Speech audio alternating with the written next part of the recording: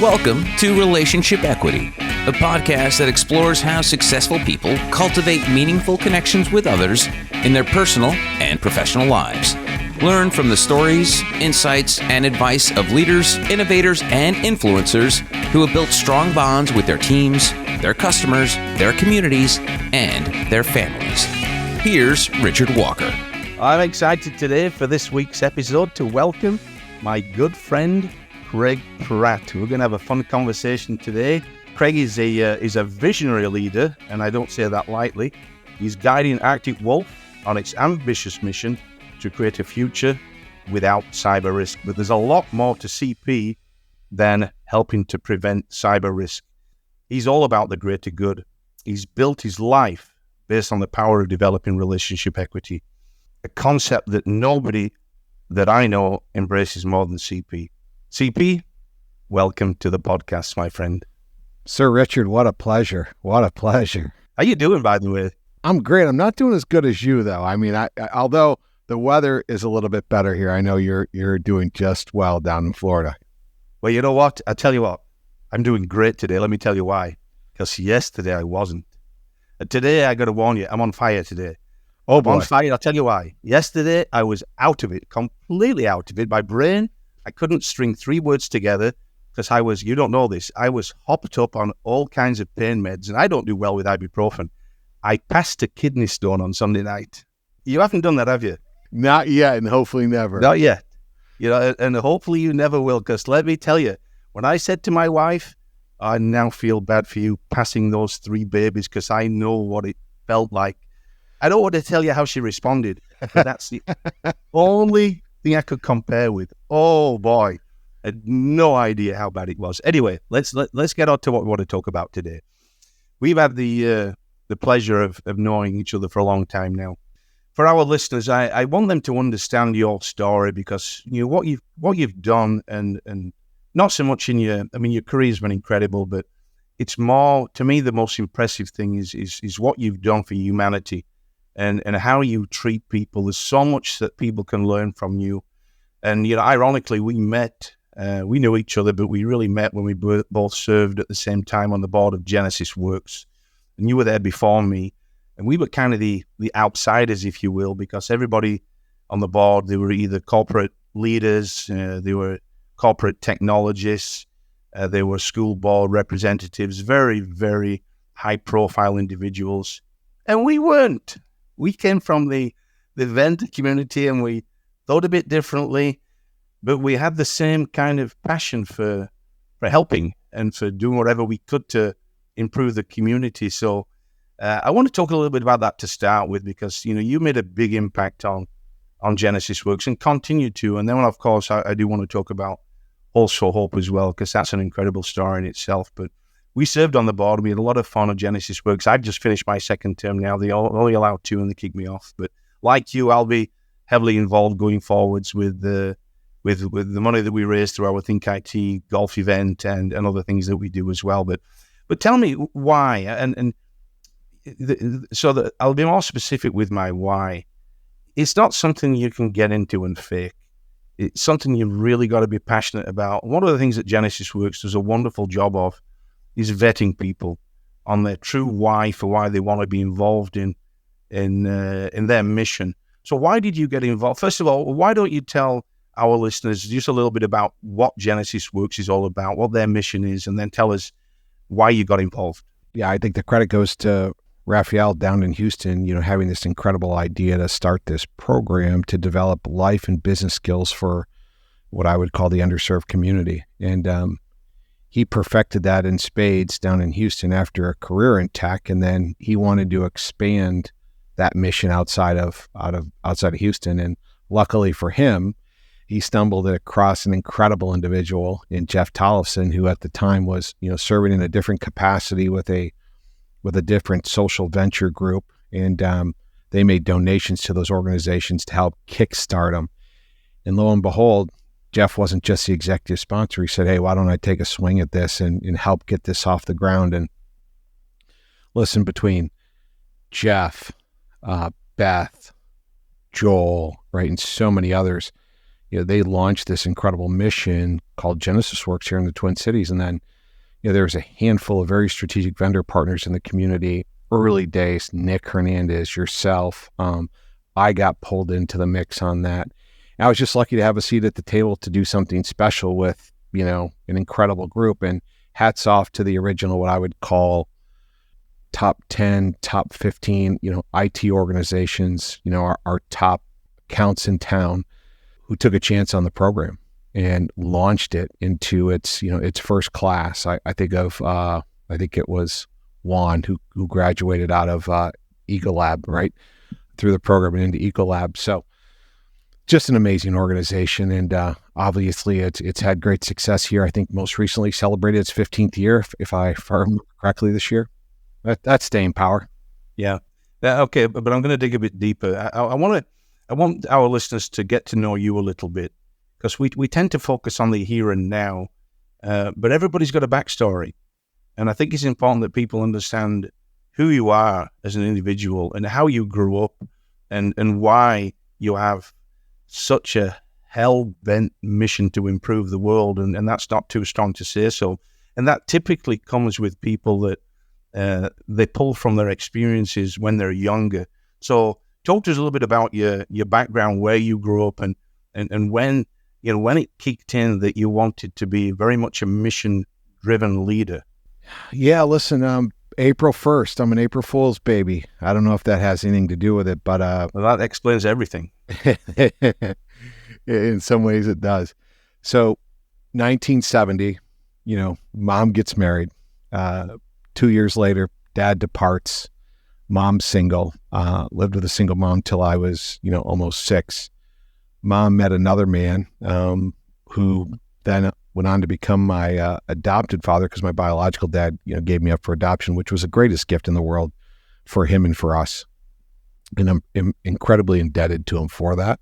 From that point in time, I looked at the world a little bit differently, just because I was a little different than my friends. And so if you fast forward, my folks lived in Walled Lake, Michigan. We used to call it Waltucky. And for those who live in Walled Lake will appreciate that. My folks got tired of the winter and said, hey, we're going to go down to Sarasota, Florida. And so luckily for me, I get to spend the next 9 years of my childhood in Sarasota, Florida. And, I think about probably the best 4 years of my life was in high school. It was Cardinal Mooney High School. And I wasn't supposed to go to Cardinal Mooney. I was a public school kid through and through, but my parents realized if they didn't send me to Cardinal Mooney and they didn't make some sacrifices to send me to Cardinal Mooney, I might still be in high school. And so by the grace of God, Cardinal Mooney allowed this non-Catholic kid into school. But more importantly, they made some concessions along the way, because they knew we couldn't necessarily afford the full tilt. And that resonated with me, because that allowed me to be at a very special place with special people. And then I never forget that. And then I've had so many people along the way in my life, reach out and make a difference, help me along the way. I tell this incredible story, Richard. I graduated, I moved back to Michigan, and I realized I don't have any money for college, so I got to go work a year, get Michigan residency, so I can apply for, I think it was Stafford or Pell Grant loans at the time. It's been so long now. And I'm working at Walnut Creek Country Club, and this gentleman comes in one day, brand new member. It's 1989, and he hands us a $20 bill, to get his clubs and everything cleaned up. So now $20 bill in 1989, that's a big deal. It's right? like 500 today for somebody that didn't have any money. And it's crazy. And it goes on throughout the summer, and the 20 turns into 100. So it's not just 100 on the way in, it's 100 on the way out. It's 100 at the bag room. It's 100 at the shoe shine guy. It's 100 at, and I'm like, who is this guy? Mike Thomason. What did he do? And I realized he was just a blue collar guy who had an idea, and he built this filtering system called Salem Industries that would extract all the paint from a automotive plant, right? Ford, GM, Chevrolet, Chrysler, etc. And he patented this idea, and it was go time.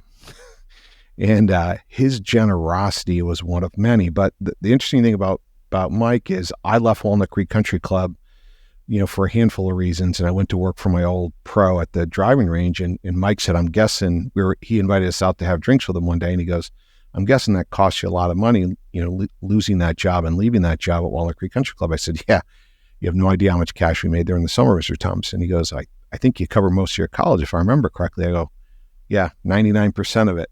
I go, in fact, I'm going to have to take this semester off before I go back to school to raise some more money. And he goes, well, how much are you short? I said, about $4,000. He goes, swing by my office tomorrow. I'll have a check for you. Who does that? You? Because I've seen you do it. You, because I've seen you do it, but other people, not a lot. Yeah, fair comment. But let's dig into that for a second, because you mentioned something that you're a blue-collar guy that had an idea. And so that mindset, and I'm guessing you weren't the only person that he did that for. And people like that, he's going to die very, very happy, man, because he made a significant difference in your life at that point that you've never forgotten. And now my guess is you would bend over backwards if he called you in the middle of the night and said, hey, my house is burning down, you're on the next flight, you're going to go and put it out for him, right? Richard, it gets better. So I told him when I would pay him back, and I would pay him back, and I would pay it forward as many times as I could the rest of my life. And he said, that's great, Craig. Thank you. So I'm 4 years out of college, and I said, hey, has anybody seen Mike Thomas? And Craig, I think he passed away. I'm like, you got to be kidding me. And I'm like, I got this $4,000 check in my hand, and I want to return it to him. So the years go on, and I'm sitting at my laptop, and I still have it and I have his phone number. I go to LinkedIn and I Google and I go, oh, hey, there's Mike Thomason. And I send this LinkedIn note. I go, by any chance, is this Mike Thomason, Salem Industries? And I get this note back. Hello, Craig. Yes, it is. Good to hear from you. I said, Mr. Thomason, wow, I had heard you passed away. Thank God, not yet. And I send the check to him. I said, I need your address, and I want you to know I've paid it forward as much as I can. And he sent this incredible note back. The fact that I found him, and the integrity of the gesture. And I share that with a few people just because I think it's just a special story, and I'm so glad I found him to return the favor and let him know what an impact he made on my life. But more importantly, his generosity is made on others, that I've been connected to, because I want to be the next Mike Thompson. You say something that's so important. There's a lot to untangle with that wonderful, wonderful story. Thank God he's still alive. And, I've been on you for a long time, and I hadn't heard that story before. But you no doubt would have already done other things that you have done in your life without that interaction and without that story. But it's stories like that people need to hear, not just for what he did for you, but what that did for you going forwards. And no doubt it catapulted what you've done in your life and what you've done for other people, which is really a good segue into talking about our wonderful organization, Holes for Hope. Now, you're one of the most humble and modest people I know, but I'm going to ask you not to be, and the only reason not to be is so people can learn from what you've done and how, and how to go about doing it, because I'm sure there's a lot of listeners that would love to be able to accomplish what you have in terms of making a massive difference in many people's lives. So you called me, hey, donkey, I got this crazy idea. All right, CP, shoot, what is it? And I'll never forget I was driving, I'll never forget the conversation. So I got this group of guys together. I think you'd be good to add to this group. And I want to make a difference in the golf community. Now, I'm going to let you take it on from here, because I want to understand, first of all, what gave you the idea for Holes for Hope? And now let that jingle around in your head for a second before you answer. Because there are so many people out there, they've got an idea and they would love to run with it, but they don't know how to. They don't know how to get it off the ground. So I want to kind of walk through this with how you did. First of all, how did the idea come to you? And then what did you do to make it happen? Because it kind of reminds me of the lone nut story with the guy on the hill in California who takes his shirt off, starts dancing. We all know that story. And then before you know it, there's a massive movement and nobody knows who it started. But it wasn't about the lone nut, it was about the first follower. And then you've got a movement. You've created a movement with Holds for Hope. So first of all, why don't you tell us what it is?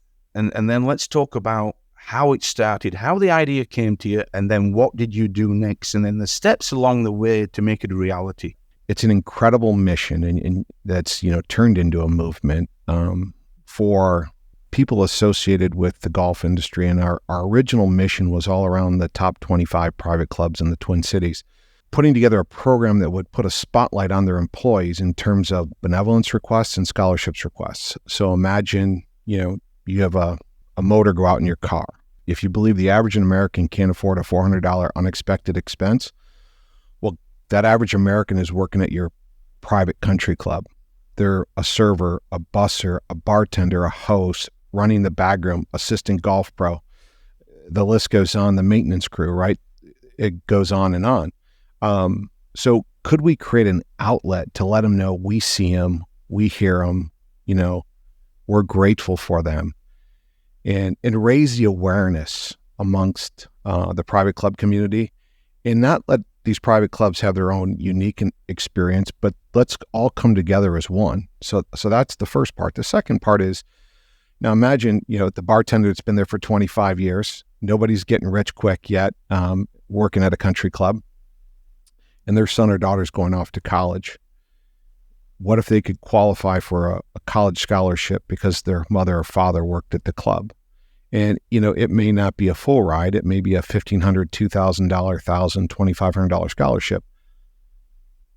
But just like that $4,000 from me, right? It's partly the gesture, and it's to recognize talent and to show that there's people in the world who care about them and want them to succeed. So that's really what the mission started as, and then as over time, right, because of the success of our group and leaders like you, more people hear about us, a few more clubs get involved that are on the outskirts, and then, we start having a conversation with the Minnesota PGA because of Ryan Hanford, wanting to do something similar for the public, semi-private, resort courses specifically for young pros who want to become a Class A pro who don't have any access to college scholarships for the PGA school. So that's the second wave of this. And then the third wave of this is most recently, which I'm excited to share because of my friend Jane McKenzie and Edie Rice. We're now at the table with the Minnesota Golf Association. So more to come on that. But it's been one heck of a ride the last 5 years, and you've been at the forefront of that mission with us. Yeah, it's a great story, but I want to go back to how.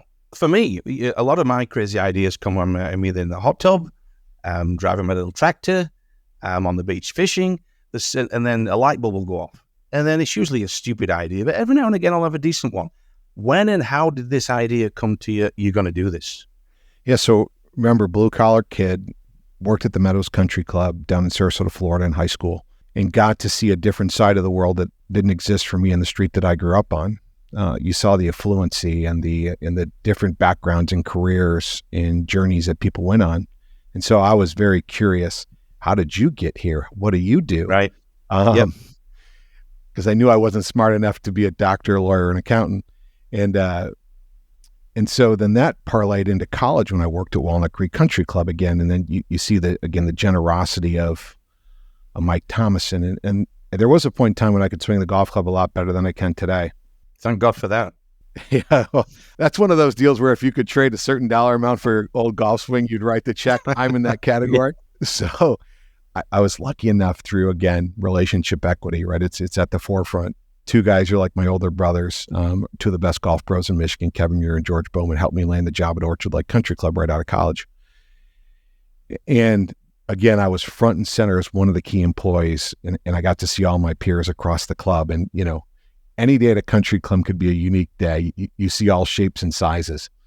I won't say the one member that was partially inspiring for this mission, but I remember this individual returning some clothes to the golf shop. And I won't bore you with the behavior, but I was like, you gotta be kidding me. I hope I never act like that, and et cetera, et cetera. So it's always been at the back of my mind, for the last 25 years that, we're going to do something. I just don't know when. And it was on the heels of our Scotland trip. I was with some buddies locally, Schmidt-Key, and a few others, right? Scotty Blahovitz, et cetera. And I said, you know what? We're just going to do this. So I pulled them all into the bar on that night of 2018 in Ciao Bella. And I said, okay, Chris Lyon, right? Okay, guys, we're going. And whose club wants to go first? And Lion King, grabbed the bull by the horn, said, come on, we're going to go see Gus at Woodhill. And we're going to pitch the idea to Gus at Woodhill as a GM. I wasn't 15 minutes in, and Gus said, Woodhill's all in, which then, inspired PK to join the mission. And then, fast forward a month later, we're sitting in front of Raleigh Carlson, who's on the board. It's been a big contributor to our growth, who represents all the club managers, right? And 15 minutes in, Raleigh goes, absolutely, we're in. And by the way, I just got invited February 12th to present to all the club managers at Interlochen through Joel, the GM. So that was it. And then, then I start, calling leaders like you and go, okay, Sir Richard, here we go. Here's the idea. I know how much you love employees. I know how much you love people. I know how much you love the game of golf. I know how much you love camaraderie. And when you can package that all up together, it seems like the perfect cocktail. And sure enough, you're in, hey, take it another step. We'll buy 3 tables. Oh, by the way, we'll be the leading sponsor. And it's that type of energy, amongst your friends that allows something to get off the ground. And I'll never forget your famous jacket you wore that night, right center there with Lumpy and Rocco in the room. And it was that night in the 150 people who were there that we knew we weren't going to be stopped. It literally gives me chills just thinking about it. But there's so much to learn from what you did and how you went about it. And if you think about it, on the surface, it looks like not that difficult to do. Call some people, get them on board. We both know it's not that easy at all. There's a lot of energy, passion, and time that goes into it.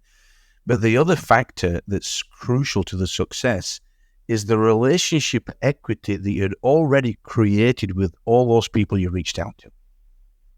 That's the biggest factor in my mind. They know who you were as a person, and they're going to listen to you because they trust you.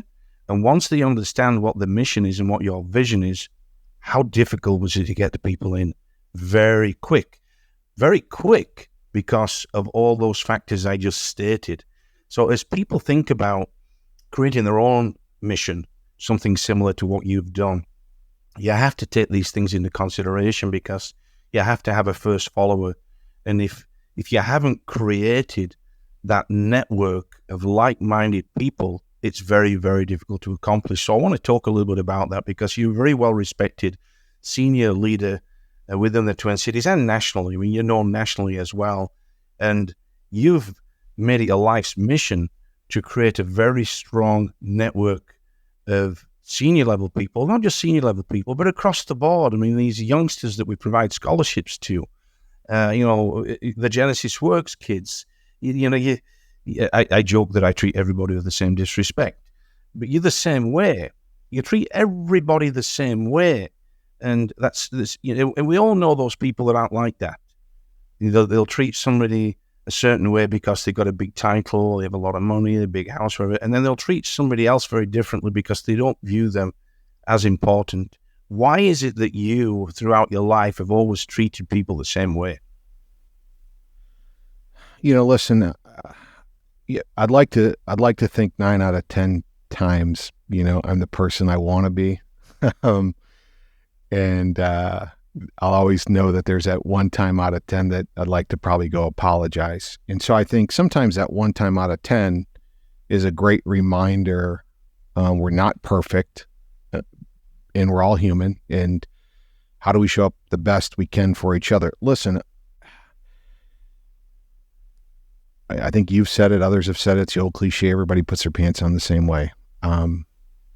Everybody needs help. It doesn't matter what level you're at in life, whether you're a CEO or you're in the bag room, everybody needs help. They may just need a different type of help. And listen, I think the beauty of this world, is the relationships that we build and make along the way, and the work we can do together, because there's more power in doing this together than it is individually. And we've been on the mission collectively between your golf tournament, Hatfields and McCoys and the CIO luncheon. Just think of those three things, because of two knuckleheads like you and myself, and a third being Nick Hernandez out of the vendor community, how much money has been raised for the mission through that. That's exciting. And then you think about, we're never going to know and meet everybody who was impacted by those dollars, but we know it shows up in our community. 100%. Yeah. All right, CP. I think this is the right spot for us to stop.